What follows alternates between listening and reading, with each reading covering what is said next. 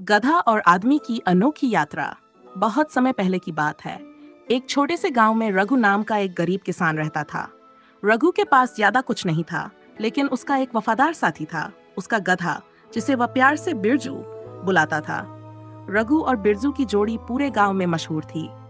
दोनों हर दिन खेतों में मेहनत करते और शाम को एक पेड़ के नीचे आराम करते। एक दिन रघु ने सोचा, गांव में अब काम मुश्किल से मिल रहा है, हमें शहर जाना चाहिए और वहां कुछ सामान बेचकर पैसे कमाने चाहिए। उसने अपने गधे से, सुनो, हमें शहर जाना होगा, वहां कुछ सामान बेचकर पैसे कमाने हैं। बिरजू ने अपनी बड़ी बड़ी आंखों से रघु को देखा और फिर धीरे से पूछा, शहर? हम वहां क्यों जा रहे हैं? यहाँ गांव में ही सब अच्छा है। रघु ने समझाते हुए कहा, देखो बिरजू, अगर हम शहर में अपना सामान बेचेंगे तो अच्छा मुनाफा होगा, और तुम भी तो शहर घूमना चाहते थे, है ना? बिरजू ने गहरी सांस ली और कहा, ठीक है चलो, लेकिन मुझे मालूम है सारा बोझ मुझे ही उठाना पड़ेगा। रघु हंस पड़ा, अरे तुम मेरे साथी हो, हम मिलकर सब कुछ करेंगे।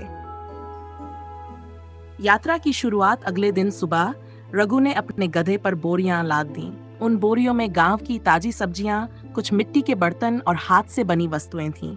उन्होंने सूरज उगने से पहले ही यात्रा शुरू कर दी। शुरुआत में सब कुछ अच्छा था। रघु और बिरजू सड़क पर धीरे धीरे चलते हुए गप्पे मारते जा रहे थे। रास्ता लंबा था, लेकिन दोनों खुश थे। कुछ घंटों बाद सूरज चढ़ने लगा और गर्मी बढ़ने लगी। बिरजू ने शिकायत की, रघु, ये धूप बहुत तेज है, मैं थक रहा हूँ, थोड़ी देर रुक सकते हैं क्या? रघु ने पानी का घड़ा निकाला और बिरजू को पानी पिलाया। थोड़ी देर और चलो बिरजू, वो देखो आगे एक बड़ा पेड़ है, वहां रुककर आराम करेंगे। बिरजू ने धीरे से कहा, ठीक है, लेकिन जल्दी चलो, मैं सच में बहुत थक गया हूँ। मुश्किल रास्ता, पेड़ के नीचे आराम करने के बाद वे फिर से चल पड़े, लेकिन अब रास्ता ऊबड़ खाबड़ और संकरा हो गया।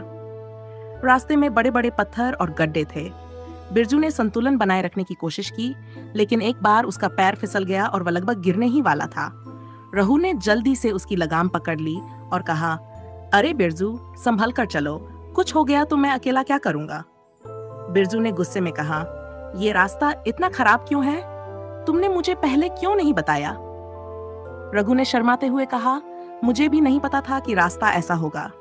चलो, हम धीरे धीरे चलते हैं, सब ठीक हो जाएगा। गांव का चोर थोड़ी देर बाद वे एक छोटे से गांव से गुजरे। वहां एक आदमी ने रघु को रोका और कहा, अरे भाई, तुम्हारे पास जो सब्जियां हैं वो हमें बेच दो। रघु ने सोचा, अगर मैं सब कुछ यहीं बेच दूं तो शहर जाने की जरूरत ही नहीं पड़ेगी।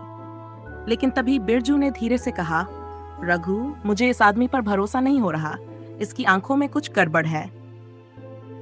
रघु ने गधे की बात अनसुनी करते हुए आदमी को सब्जियां दिखाने के लिए बोरियां खोल दी। तभी वह आदमी जोर से चिल्लाया, चोर, चोर, ये आदमी चोरी का सामान बेच रहा है। आसपास के लोग इकट्ठा हो गए। रघु घबरा गया और बोला, नहीं भाई, ये सामान मेरा है, मैं इसे बेचने शहर जा रहा हूँ। तभी बिरजू ने जोर से रेंगते हुए कहा, ये आदमी झूठ बोल रहा है, ये खुद चोर है। गधे की आवाज सुनकर भीड़ को कुछ शक हुआ। किसी ने चोर को पकड़ लिया और उसकी तलाशी ली।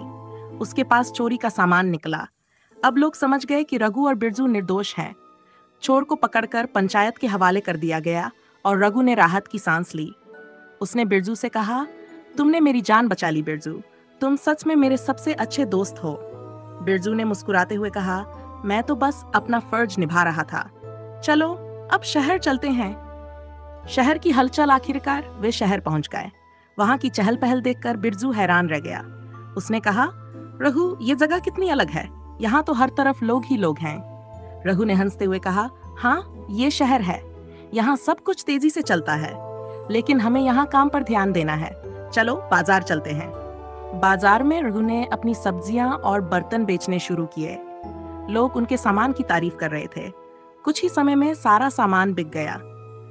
रघु ने जो पैसे कमाए उससे उन्होंने कुछ जरूरी चीजें खरीदी और बाकी पैसे बचा लिए। वापस घर की ओर शहर में काम खत्म करके रघु और बिरजू घर लौटने लगे। रास्ते में उन्होंने फिर से पेड़ के नीचे आराम किया। रघु ने बिरजू से कहा, आज का दिन कितना अच्छा था, है ना? बिरजू ने सहमति में सिर हिलाया और कहा, हाँ, लेकिन ये सब तुम्हारी मेहनत का नतीजा है और थोड़ा बहुत मेरा भी योगदान है। रघु हंस पड़ा, तुम्हारा योगदान? अरे तुम तो मेरे सबसे बड़े सहायक हो। तुम्हारे बिना मैं कुछ नहीं कर पाता। रात होते होते वे अपने गांव पहुंच गए। गांव वालों ने उनका स्वागत किया और उनकी कहानी सुनकर खुश हुए। दोस्ती की मिसाल इस तरह रघु और बिरजू ने साबित किया कि सच्ची दोस्ती में कोई छोटा बड़ा नहीं होता। गधा और इंसान के बीच का यह अनोखा रिश्ता गांव में मिसाल बन गया। यह कहानी दिखाती है कि अगर विश्वास और समझदारी हो तो किसी भी चुनौती का सामना किया जा सकता है।